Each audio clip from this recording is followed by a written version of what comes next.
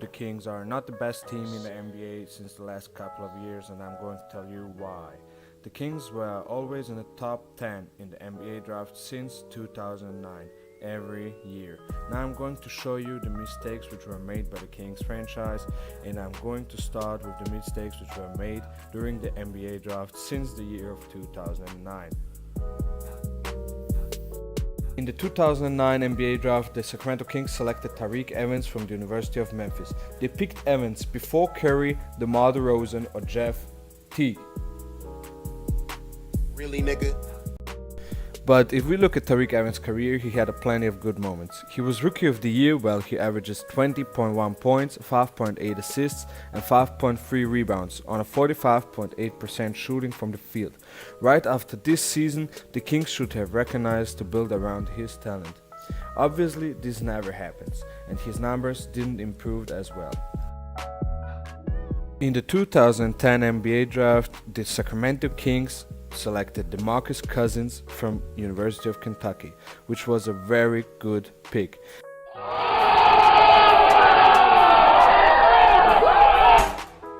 So, since DeMarcus Cousins got drafted, he improved his stats consistently every season.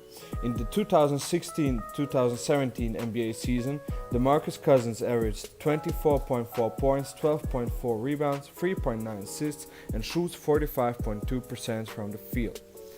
In this year's draft, the Sacramento Kings selected Hassan Whiteside in the second round, who now advanced to an all-star center in my opinion.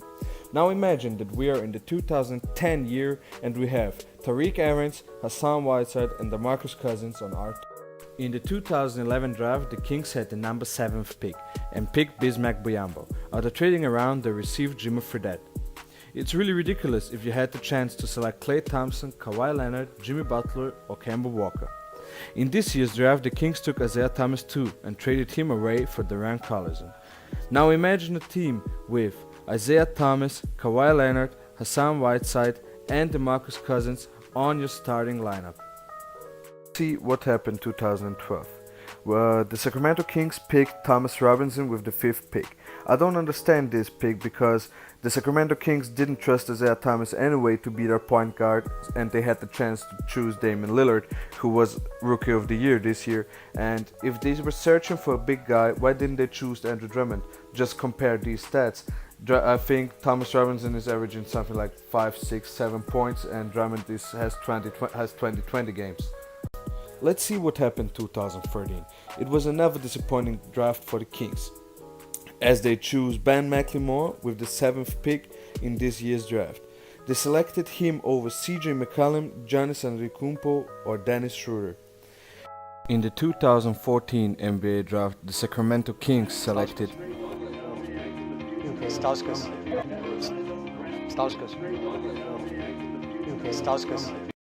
over Zach LaVine.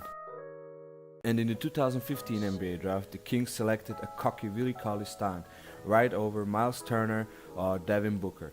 I don't understand this pick because they already had 2 centers and they picked the 3rd center, who is absolutely unnecessary.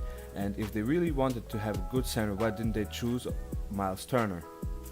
And in the 2016 draft, they selected Marquise Chris but traded him away to draft even more centers. But all these mistakes are not the only mistakes why Sacramento is really unsuccessful. The biggest problem they have is their owner. His name is Vivek Ranadive, and he has a lot of influence on the Sacramento Kings franchise, and he's the reason why a lot of coaches have been fired, and he's the reason why they picked Nick Stauskas, who was an absolutely draft bust.